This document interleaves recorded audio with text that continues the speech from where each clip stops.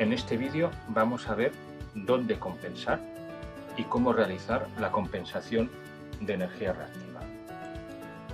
Si tenemos un transformador de potencia, siempre deberíamos de realizar la compensación fija de ese transformador con un condensador fijo en bornes del transformador. Colocaríamos una batería de condensadores automáticas en cabecera, sería la compensación global, que estaría viendo todo lo que hay aguas abajo.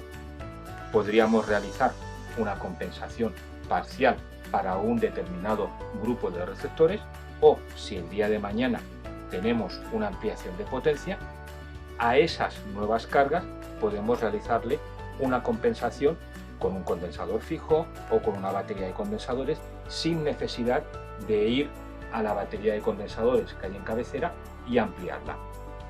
Y por último, podríamos realizar una compensación fija para un receptor o dos receptores, dependiendo del tipo de instalación, que nosotros consideremos que puede tener un consumo lo suficientemente elevado que nos pueda causar algún pequeño problema en la instalación, como una pequeña caída de tensión, etc. Como hemos comentado al principio, siempre que tengamos un transformador deberíamos de realizar una compensación fija en función de la potencia de ese transformador. Si está en vacío o si está en carga, tendrá un consumo de energía reactiva determinado.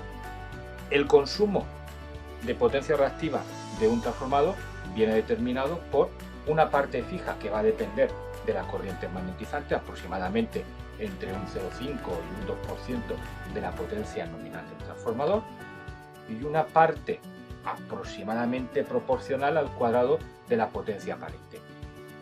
Más o menos, podríamos decir que un valor entre un 7 y un 8% de la potencia nominal del transformador sería un valor válido. Sin embargo, con la nueva circular 3/2020 de la Comisión Nacional de los Mercados, sería recomendable un valor aproximado entre un 3 y un 5% para evitar tener en los periodos valle un coseno de phi capacitivo. ¿Qué es lo que dice la circular 3/2020 de la Comisión Nacional de los Mercados, que entra en vigor el 1 de noviembre del 2020?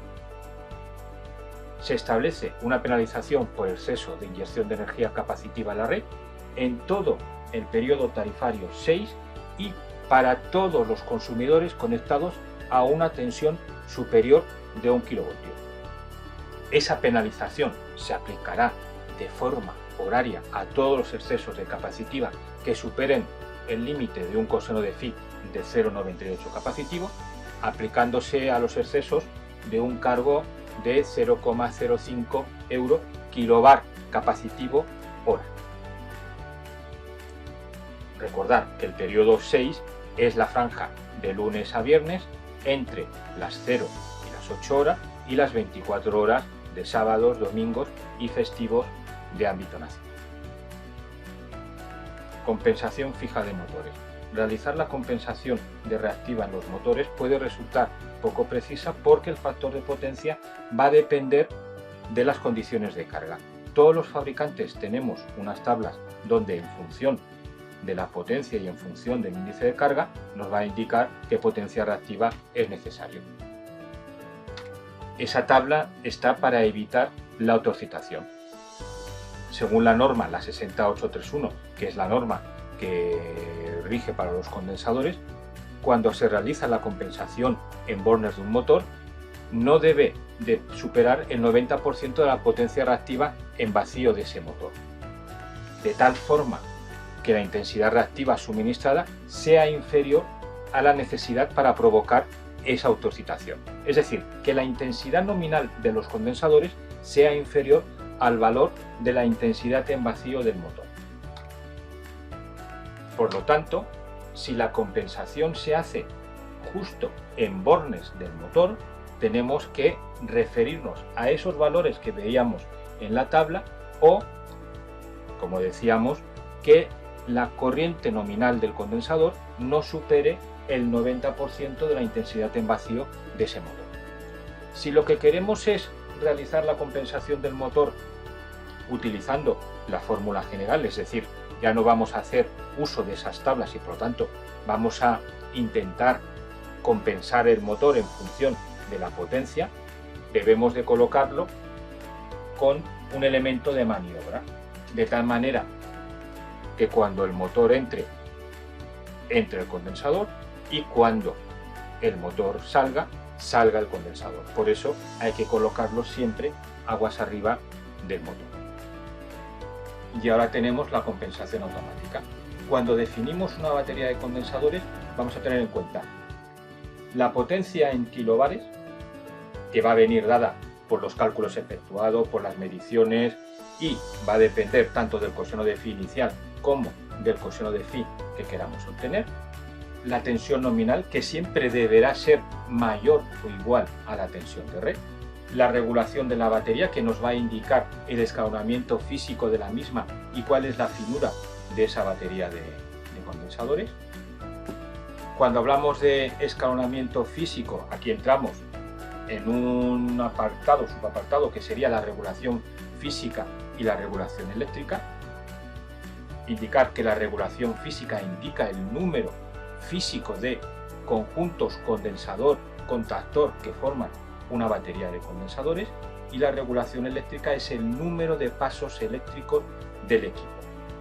Se expresa como la relación de la potencia del primer escalón con el resto de escalones. Imaginemos que tenemos una batería de 100 kilobares y tenemos 4 pasos de 25. Tendríamos una regulación 1-1-1 porque tenemos 4 pasos de 25, tenemos una regulación física de 4 por 25 y tenemos una regulación eléctrica de 4 por 25. ¿Por qué? Porque cogemos la potencia de la batería, 100 kilobares, lo dividimos por el paso de 25, 100 entre 25, 4. ¿Y una batería de condensadores cómo se describiría? Tenemos un elemento que es el regulador de energía reactiva, es el elemento que ve de manera permanente cuál es la necesidad de reactiva de la instalación. Para eso dispone de una información transmitida por el transformador de intensidad y de la información de tensión que toma el regulador. Es decir, que el transformador de intensidad debe de estar colocado aguas arriba de la instalación, como veíamos en el ejemplo al principio, para que vea todo lo que hay aguas abajo del TI y por lo tanto podamos realizar una compensación global. Luego tenemos los contactores. Los contactores van a ser los elementos que van a permitir la entrada-salida de los condensadores tras recibir la orden de entrada o salida dada por el regulador. Y por último tenemos los condensadores, que los condensadores son los encargados de aportar la energía reactiva que necesita la instalación.